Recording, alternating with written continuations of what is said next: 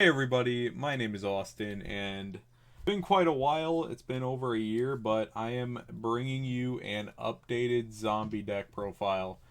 This is probably my favorite deck I've ever played competitively, and just like my favorite rogue deck that I've won with.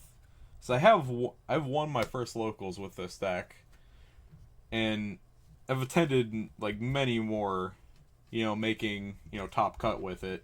And scrubbed out too, I didn't always, get a good score at locals. And I've never been to any, event higher because, traveling, and especially now in, you know,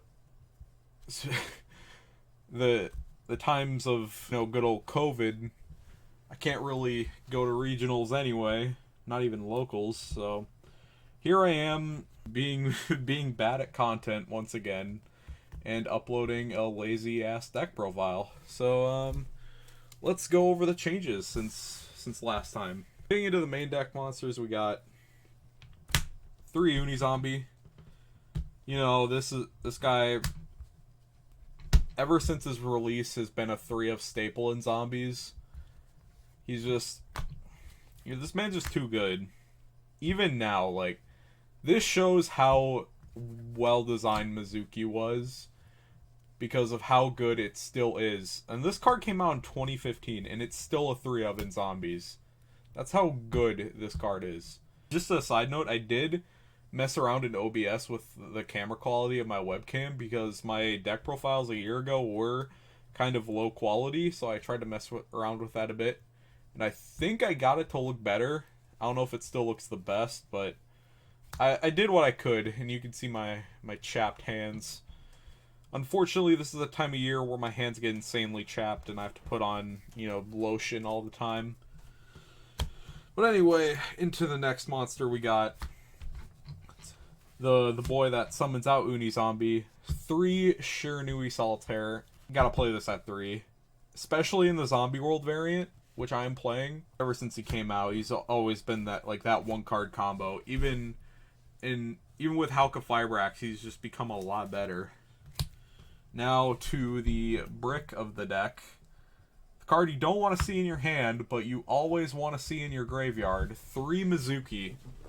This card was played at 2 in the Zombie World strategy for the longest time, but in the Zombie Discord, where I posted my list to get feedback on it before I recorded this deck profile, I was actually one of the people there actually suggested that I play a 3rd Mizuki.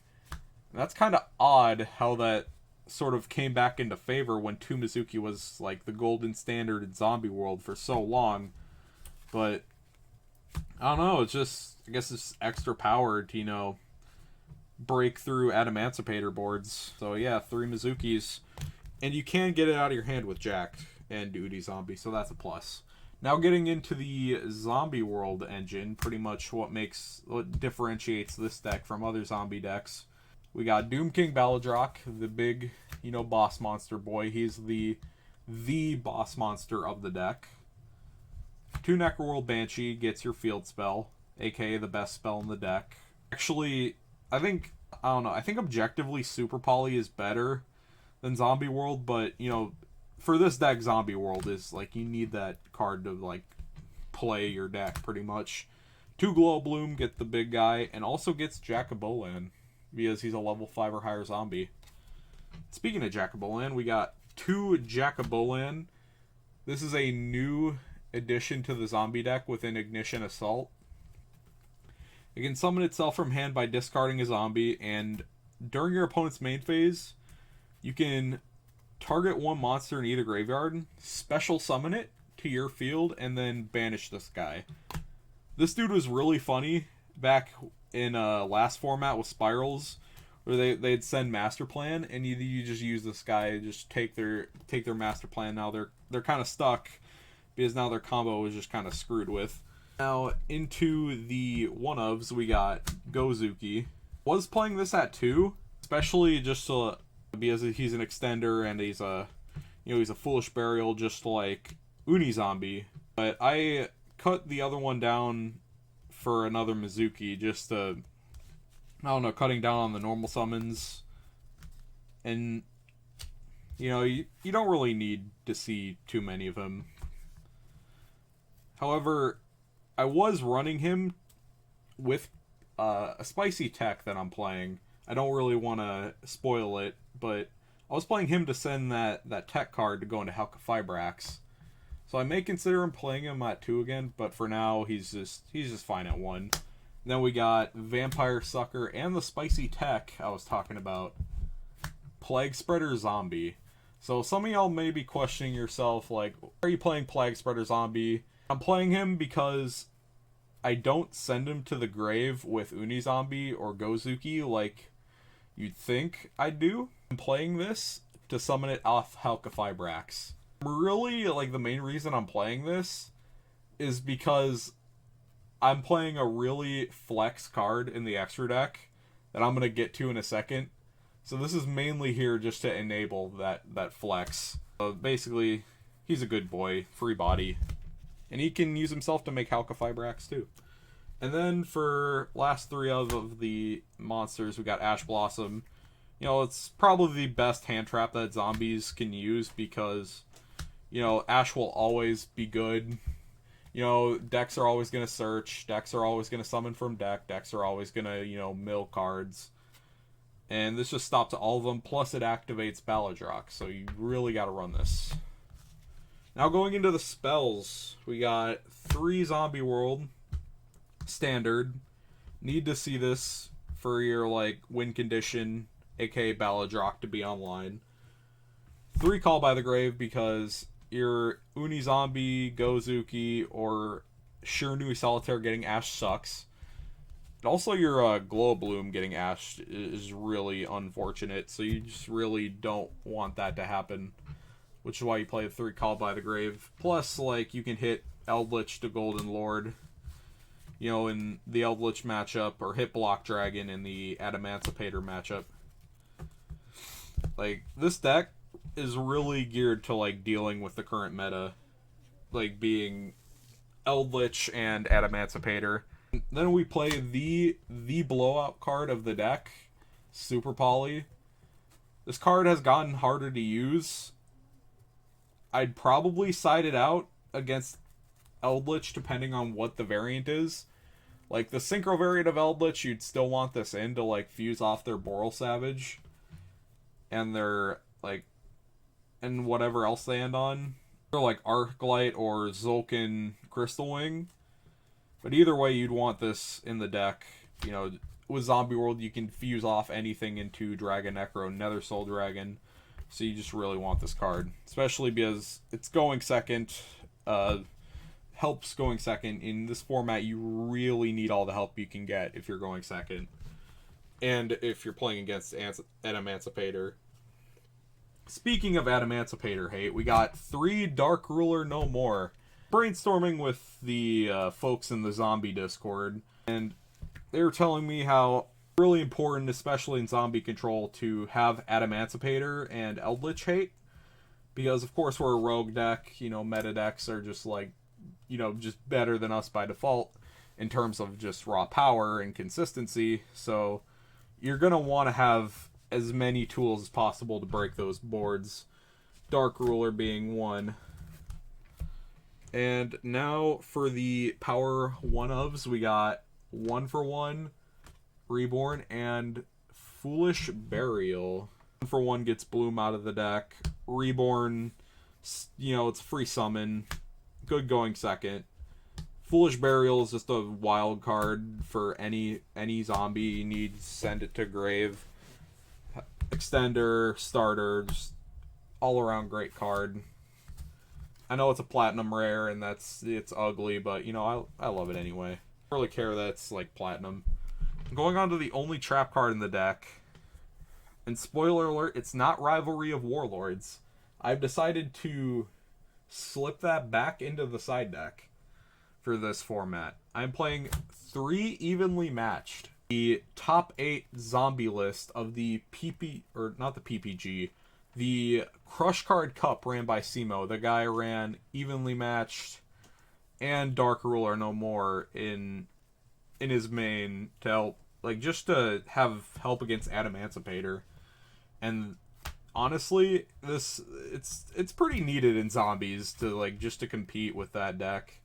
You really need that extra, that extra blowout cards to deal with, those big boards that decks like Synchro Eldritch and Adamantipator can produce. So that's why it's in there. On the matchup, you could like swap in Rivalry and like go first, try to open it, and then if you open it, you just win. But going on to the extra deck, we got Lynx, Vampire Sucker. She's the mini card of safe return. When a zombie monster is summoned from either graveyard, you get a draw. Yeah, Nightmare Phoenix, just as utility. Avendred Savior, as just like, he's a free send, and he can make your opponent's monsters weaker. And we got a Proxy, which this is supposed to be Crystron Helke Fibrax. However, that card is kind of pricey, and I do not have the money for it right now, so this is, for now, it's a Proxy. You got Link Haribo to link off your Doom King. Not your Doom King, your Bloom to get your Doom King. And then we got Trizbana to deal with Eldritch. This card is honestly insane against Eldritch. And it's pretty easy to make, too.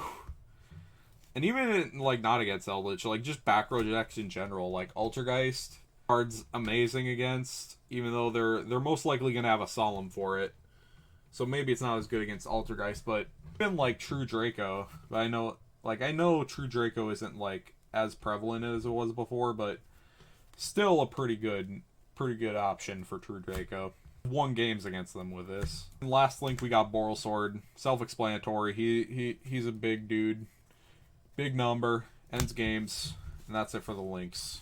Going on to the fusions, we got pretty much just super poly targets. Dragon Necro Nether Soul Dragon, he's the super poly target for this deck. With Zombie World, you can use any 2 monsters your opponent has to make this guy. He's just big. He attacks over dudes, makes their attack 0, you get a token, and then you just attack with a token. He's honestly amazing. And then, last but not least, we got Starving Venom for dark decks. Like, rogue stuff, pretty much, like Orcus, Shadal, Dragon Link. And then we got Earth Golem Adagnister for... You'd think this would be most useful against Salamangrape, but this is actually in here for Adamantipator. Because their main board has IP and Appaloosa, and this guy takes a Cybers monster and a Link monster, which is Cybers monster being IP and the Link monster being Appaloosa, so you can just suck them up and make this boy. And that's it for the super poly targets. And then on to the synchros. I'm playing a lot fewer synchros. Like, I feel like you needed room for like the new links, like Helke Fibrax and whatnot, but these dudes are still really good. Red Eye Zombie Necro Dragon, because he's big, and with Zombie World you can steal opponents' monsters. We got Psyframe Lord Omega, which after years and years of this guy being played in zombies, pretty much ever since his release, I still feel like he's still required in the extra deck. The Zombie World variant, I feel like should be playing this card. Like, he's just too good not to play. You can, like, rip from your hand, get hand knowledge, and even, like, reset Mizukis and, Banshees and whatnot. This card's awesome. And here's the flex spot. Because, like, this could really be anything else. This could be, like, Uki Onna, or, like, another... like synchro, like Dragster. But no, I decided to use the spot to flex. I have a ultimate rare Revived King Hades. I know it's not first ed, but still, it's ultimate rare. I love this card so much. Like, it looks so pretty. Like, I'm so happy I got it in a trade. And that's why I'm playing the Plague Spreader to summon him. Really don't have to play this card in the Plague Spreader. You could easily switch him out, but honestly, I just love going into this guy. His effect is negate the effects of effect to monsters destroyed by battle with zombie type monsters you control.